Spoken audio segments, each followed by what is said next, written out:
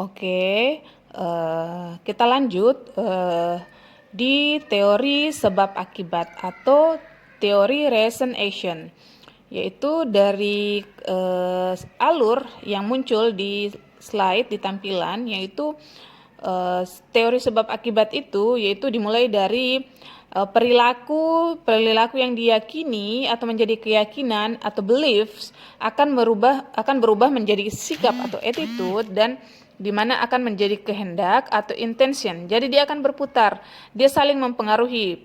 Perubahan perilaku itu dimulai dari terjadi dari adanya suatu keyakinan. Keyakinan inilah yang akan membentuk suatu sikap, dan suatu sikap inilah yang akan membentuk terjadinya kehendak. Kehendak ini juga akan berpengaruh terhadap perilaku itu sendiri. Jadi dia saling terkait, sebab akibat seperti itu. Nah, dari keyakinan, sikap, kehendak, dan perilaku ini kita masuk di slide berikutnya, yaitu keyakinan perilaku. Dalam perilaku, konsekuensi yang terjadi pada individu. Dalam proses ini, sikap yang berhubungan dengan perilaku akan menjadi suatu kehendak pribadi dan exercising akan terbentuk. Kemudian keyakinan yang normatif, keyakinan orang lain, motivasi yang mengikuti pikiran orang lain itu akan menjadi juga sama sikap yang berhubungan dengan perilaku, dan akan menjadi norma yang subjektif dan akan menjadi kehendak pribadi dan akan terbentuk menjadi exercising. Seperti itu. Kemudian kita masuk di stres. Stres disebut juga ketegangan dalam perilaku dan bentuk perasaan yang bergejolak yang menekan berupa ketegangan. Stres adalah gangguan mental yang dihadapi seseorang akibat adanya tekanan. Tekanan ini muncul dari kegagalan individu dalam memenuhi kebutuhan atau keinginannya. Tekanan ini juga bisa berasal dari dalam diri atau dari luar.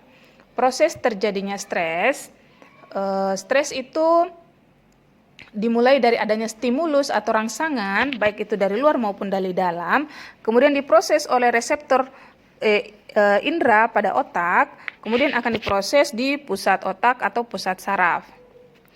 Kemudian pendekatan stres. Stres sebagai stimulus, stres sebagai respons, dan stres sebagai interaksi di antara individu dengan lingkungan. Untuk pendekatan stres sebagai stimulus, pendekatan ini menitik beratkan pada lingkungan dan menggambarkan stres sebagai stimulus. Stres sebagai variabel bebas, contohnya yaitu tekanan pekerjaan, putus cinta, maupun proses persalinan. Kemudian pendekatan stres sebagai respons yaitu menitik beratkan reaksi seseorang terhadap stresor dan menggambarkan stres sebagai suatu respon yang akan menjadikan strain atau ketegangan. Misalnya, seorang ketika diminta pidato di depan umum, tiba-tiba seperti itu. Jadi stres sebagai respon itu stres yang terjadi akibat adanya suatu respon. Kemudian pendekatan stres yang terakhir yaitu pendekatan stres sebagai interaksi antara individu dengan lingkungan, di mana proses yang meliputi stresor atau strain dengan menambahkan dimensi hubungan antara individu dengan lingkungan. Seperti itu. Faktor-faktor yang mempengaruhi terjadinya stres yaitu pertama yaitu adanya kondisi individu itu sendiri atau dari dalam, misalnya dari segi umur, tahap kehidupan, seksualitas, temperamen, genetik, intelijensi atau pengetahuan, pendidikan, suku budaya, status ekonomi, dan kondisi fisik. Kemudian faktor lain yaitu bisa juga dari karakteristik kepribadiannya, bisa dia introvert, ekstrovert, atau stabilitas emosi, kepribadiannya seperti apa, dari segi kekebalannya juga seperti apa. Kemudian faktor lain yaitu sosial kognitif, di mana ini dukungan sosial yang dirasakan seperti apa, apakah lingkungannya mendukung segala aktivitasnya atau tidak. Karena kalau sosialnya tidak mendukung kondisi keadaannya, tentu itu bisa menyebabkan terjadinya stres juga. Kemudian faktor lain yaitu hubungan dengan lingkungan sosial, masih berkaitan tadi dengan sosial kognitif. Kemudian strategi coping, itu juga merupakan penyebab dari terjadinya stres. Coping adalah proses yang dilalui individu dalam menyelesaikan situasi yang penuh stres. Coping merupakan respon individu sebagai situasi yang mengancam dirinya, baik fisik maupun psikologis.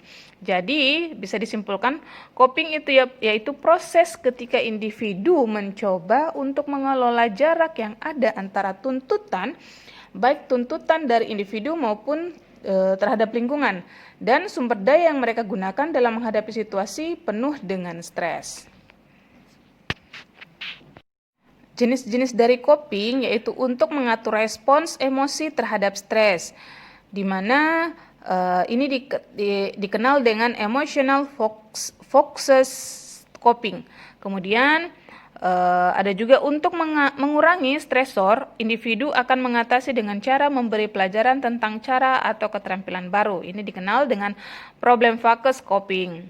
Nah, menurut Taylor, ada 8 jenis strategi coping stres, yaitu dengan pertama, konfrontasi, yaitu sikap agresif untuk mengubah situasi. Mencari dukungan sosial, yaitu suatu sikap untuk mendapatkan kenyamanan emosional dan informasi dari orang lain.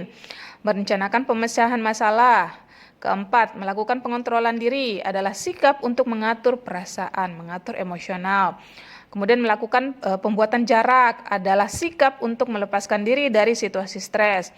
Penilaian kembali secara positif atau positive appraisal, yaitu suatu upaya untuk menumpukan arti yang positif dari permasalahan yang dihadapi.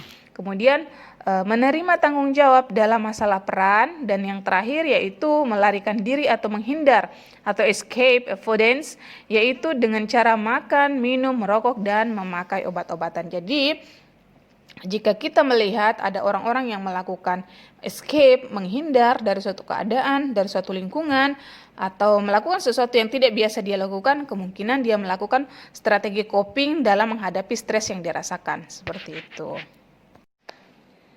Oke, itulah tadi penjelasan dari saya seputar lanjutan dari materi sebelumnya, yaitu nilai dan model dari promosi kesehatan. Saya harap penjelasan ini bisa dimengerti oleh seluruh peserta di mata kuliah ini dan bisa